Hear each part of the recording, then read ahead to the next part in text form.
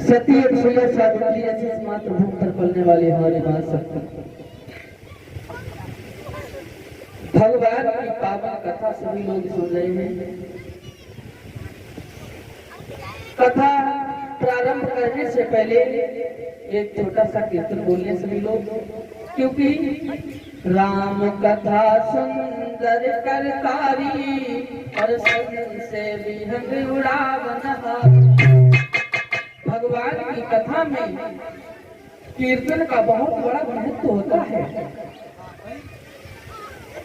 जैसे साइकिल में प्याली का और गली में नाली का और ससुराल में घर में, हाँ, इसीलिए कीर्तन में ताली बजाते हुए भगवान का कीर्तन बोलेंगे। और ताली बजाने के कई फायदे होते हैं, ये भी हम आपको बताएंगे। आइए 2 बार भगवान का कीर्तन।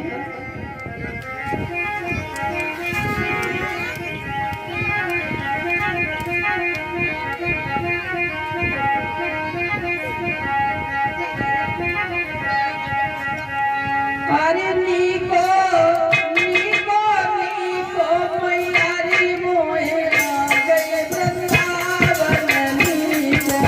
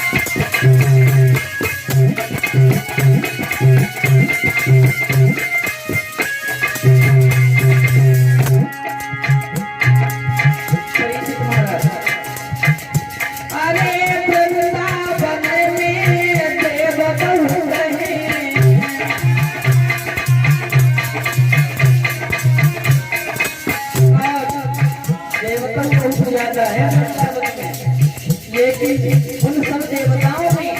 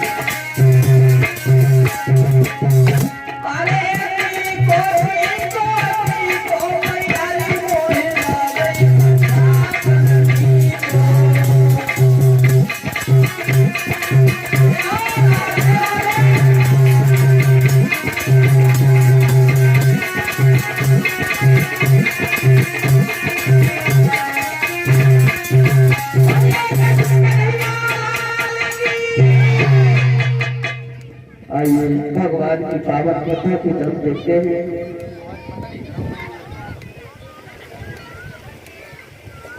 जिस समय आप सभी लोग अभी सुन रहे थे दुर्योधन का वध हुआ, कल आप लोगों को भी मैंने बताया था कि महाराज परीक्षित का जन्म कैसे हुआ। प्रसंग चल रहा था जब अश्वत्थामा को भीम, अर्जुन, नकुल, सहदेव, युधिष्ठिर भगवान कन्हैया के रथ में बांध करके द्रौपदी के पास में पहुंच गए। भीम कहने लगे, बताओ द्रौपदी, इसे मार दें या छोड़ दें, इसके साथ में क्या करें हम? द्रौपदी ने उसकी दशा देखी, नीचे से किए हुआ था। द्रौपदी के दिमाग में एक बात आई, ये ब्राह्मण पुत्र है, यदि इसे हमने मरवा दिया तो ब्रह्म हत्या लग जाएगी और वैसे भी मेरे पुत्र जीवित नहीं हो पाएंगे। तो एक बात कही है कि सब हमारे पुत्र तो मर गए, जीवित तो हो नहीं जाएंगे, आप ऐसा करें इसे छोड़ दें, न मारें। भगवान कन्हैया कहने लगे, धन्य है तुम जैसी गृहिणी को, धन्य है तुम्हें। प्रतिशोध की ज्वाला में सब लोग अपना पराया भूल जाते हैं, मारने के लिए तैयार हो जाते हैं, मार भी देते हैं, लेकिन धन्य है तुम जैसी गृहिणी को, धन्य है। और बोले हैं कि धरनी करनी है धनी भाई, अबलाओं से कोई बलवानों की इज्जत है तुम महिलाओं।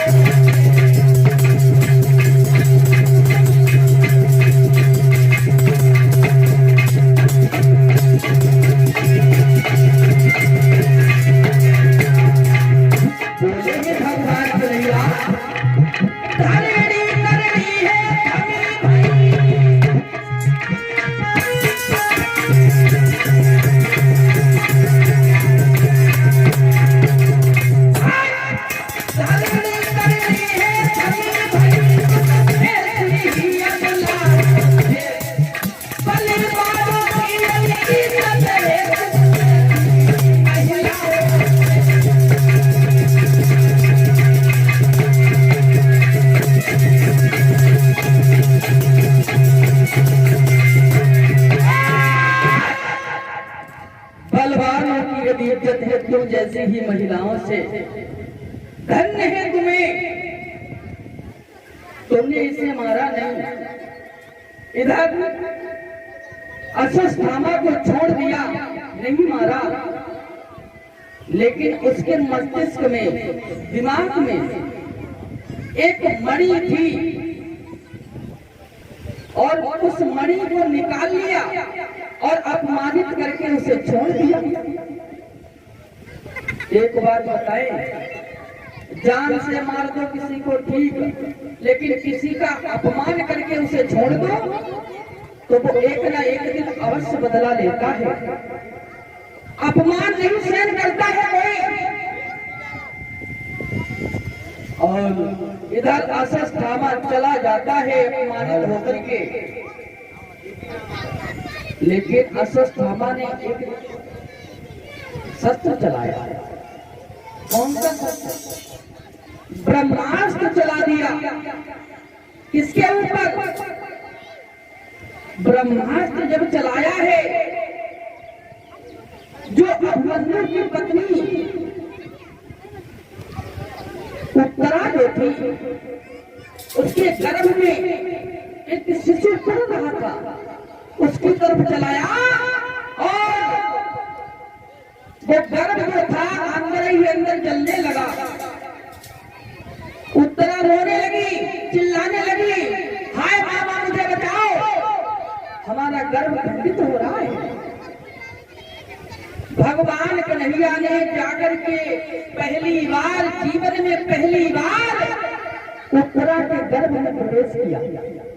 वैसे भगवान कभी गर्भ में नहीं गए, डायरेक्ट प्रकट होते हैं, अवतार लेते हैं, लेकिन माँ के पेट में नहीं गए, गर्भ में नहीं गए, लेकिन उत्तरा के गर्भ में प्रवेश किया और चक्र सुदर्शन से उस गर्भ की रक्षा की। बाद में उत्तरा के ही गर्भ से एक बच्चे का जन्म हुआ। ज्योतिषियों ने उनका नाम रख दिया परीक्षित। और इधर धर्मराज पांचों पांडव कुछ टाइम व्यतीत करने के बाद हिमालय के लिए चले जाते हैं। महाराज परीक्षित को राज शासन दिया। महाराज परीक्षित अपने जीवन काल में क्या करते हैं? एक दिन महाराज परीक्षित ने सोचा, राज दरबार में मेरा मन नहीं लग रहा है, कहीं जाकर के घूम आए। तो महाराज परीक्षित चले।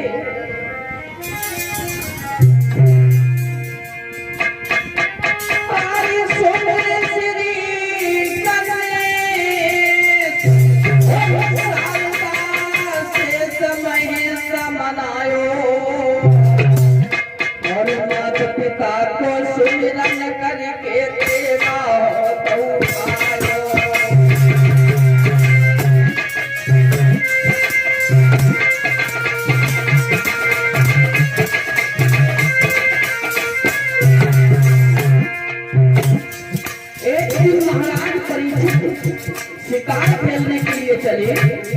वैसे राजा लोगों का शिकार करना एक खेल था, शिकार करके मांस नहीं खाया करते थे।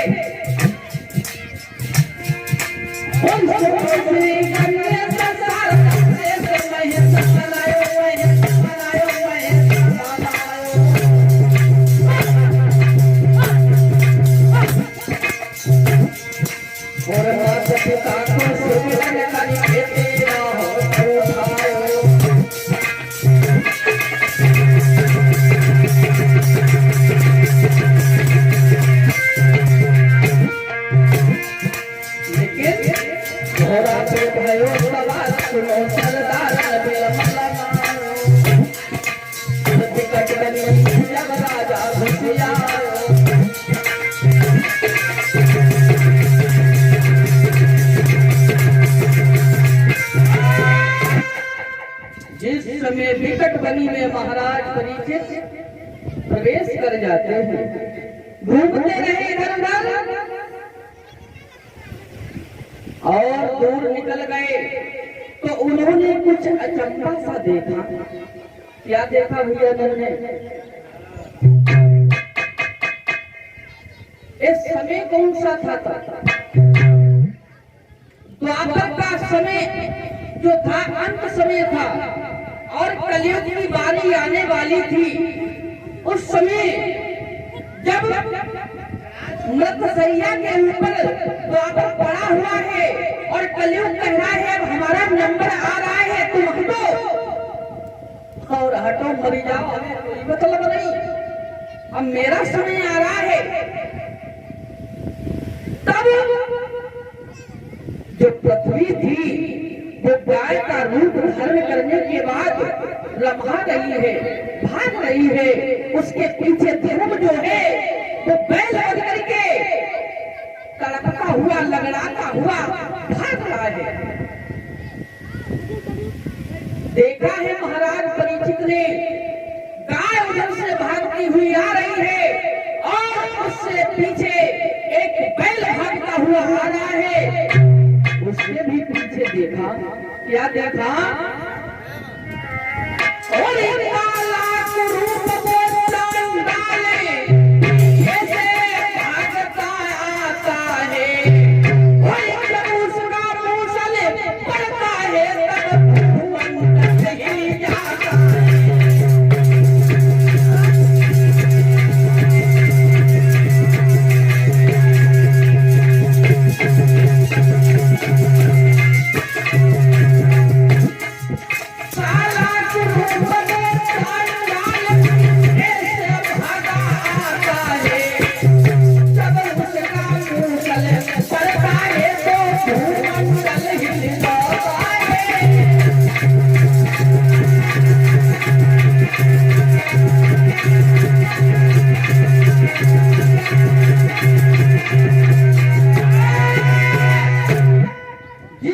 उसका मूसल पड़ता है तो भूमंडल हिलने लगता है।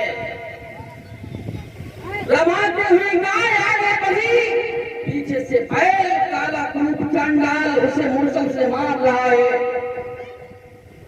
जो महाराज परीक्षित ने देखा हमारे राज्य में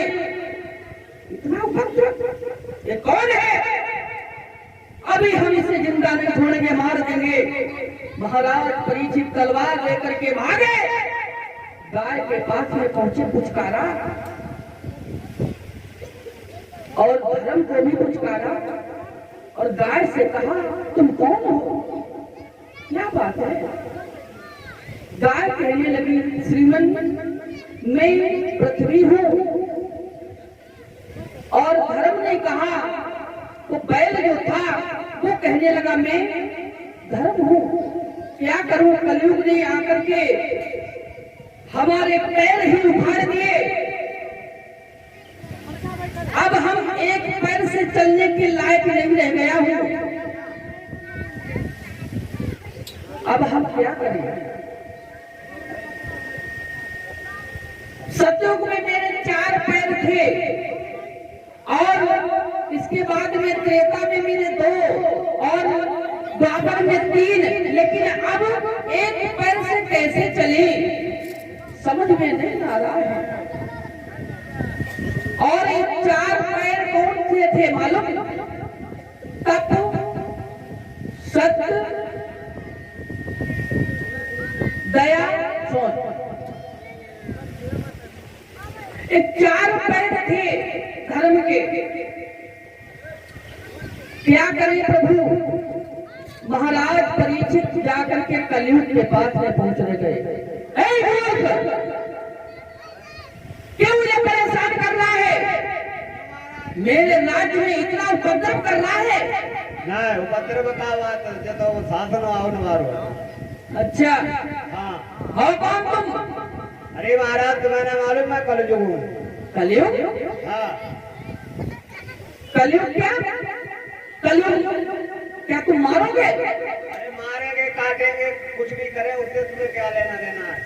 लेकिन हम तुम्हें जिंदा नहीं छोड़ेंगे। क्यों? ओ कलयुग सावधान हो जा, और हम तुझे जिंदा छोड़ेंगे। जो बाबर हाथ उठाया तो हम उसी हाथ को तोड़ेंगे।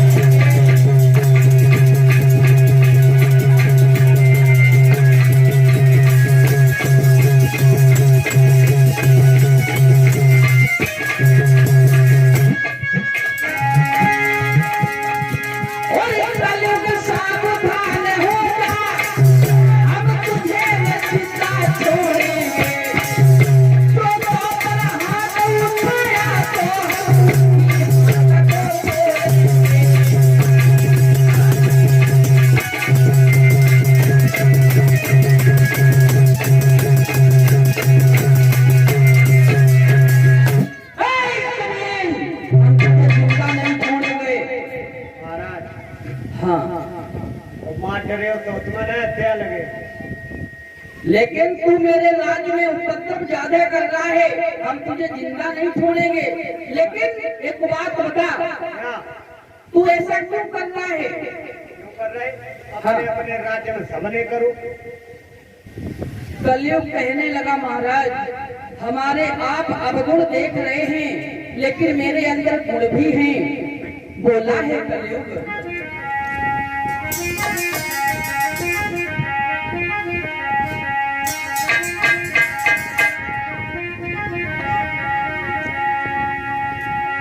गुण भी है और अब गुण भी है,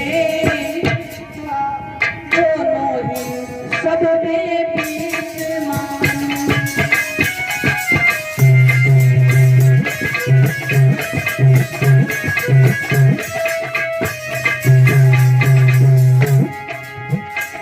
गुण भी है और अब गुण भी है, दोनों ही सब में विद्यमान।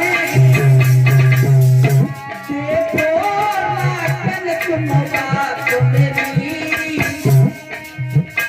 गुण भी है और अब गुण भी है।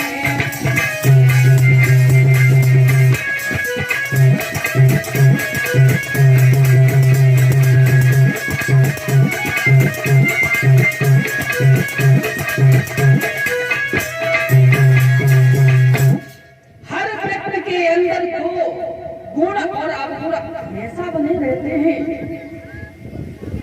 कहीं गुण प्रबल होते हैं, कहीं तो अवगुण प्रबल होते हैं। जो गुण प्रबल प्रधान होता है उसी प्रकार से इंसान के जीवन में इंसान का भविष्य बन जाता है। किसी के पास में डकैती वाला गुण आ जाए तो वो डकैत बन जाता है। हाँ, जो गुण प्रधान होता है वही इंसान बन जाता है। तुम्हारे अंदर अवगुण तो है, लेकिन गुण कैसे हैं? परिचित। एक बात आपको बताएं, हमारे अंदर अवगुण तो ये हैं, लेकिन गुण भी हैं। क्या गुण है? सतयुग द्वापर त्रेतायुग में मनसा पाप कहाता था। सतयुग और द्वापर त्रेता में मनसा पाप लग जाता था। किसी को देख लिया, उसके बारे में विचार कर लिया तो बस पाप लग गया। लेकिन और मेरे युग में ये बिना अपराध बन जाता है।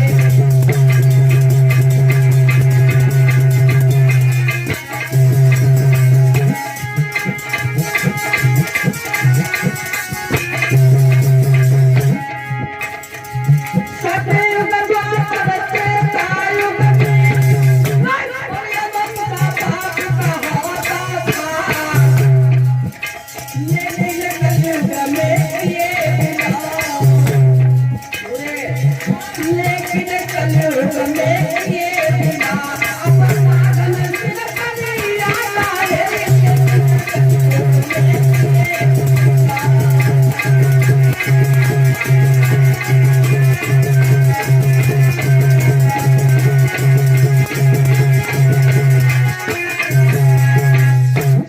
कलयुग केवल नाम आधारा, सुमिर सुमिर नर उतरई पारा।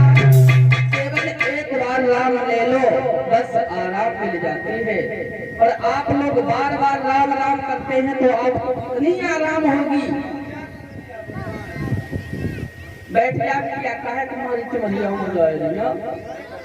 माता रे ने कई कथा में जाओ, काय को है ना हमें परेशान करते हो, है ना हमें परेशान करना है। बैठ जाओ आराम से, शांति से। कलयुग में एक बार भगवान राम कह दिया, जानो उद्धार हो गया। और वो कैसे? एक बार राम कहने से उद्धार होता है। अच्छा, ये तुम्हारे अंदर गुण है, अवगुण भी तुम्हारे अंदर है। लेकिन एक बात बताएं, हम तुम्हें मारेंगे नहीं, लेकिन तुम्हें हम अपने राज्य में इस तरह से भटकने भी नहीं देंगे। मतलब हम तुम्हें स्थान बताएंगे, आप उसी स्थान पर रहेंगे, वैसे रहेंगे नहीं। कलयुग ने कहा ठीक है, कौन से स्थान? तो महाराज परीक्षित कहने लगे, आप जहाँ शराब लोग पीते हो वहां रहोगे। अच्छा। और जहाँ जुआ खेलते हो वहां रहोगे, जहाँ बेस्याएं रहती हैं वहां रहोगे। जितनी जितनी गलत गलत जगह थी वो सब परीक्षित ने दे दी। कलयुग ने कहा, महाराज आपने जितनी गलत गलत जगह थी वो हमें सब दे दें, कोई बढ़िया जगह दे दे जहाँ में थोड़ा गुजारा हो जाए, कष्टों कम से कम नॉन रोटी तो मिलिए जाए। महाराज परीक्षित कहने लगे कि मोह का प्रतीक होता है स्वर्ण। आप ऐसा करें, सोने में वास करें। तो सोने का मुकुट महाराज परीक्षित अपने सर के ऊपर पहने हुए थे। उन्हें नहीं मालूम था, नहीं ध्यान था, तो कलयुग जो था सोने के मुकुट में समा गया। महाराज परीक्षित की बुद्धि भ्रष्ट हो गई। लेकिन एक बात और बताएं, सोने का मुकुट जो था ये जरासंध का था। जब महाराज परीक्षित ने अपने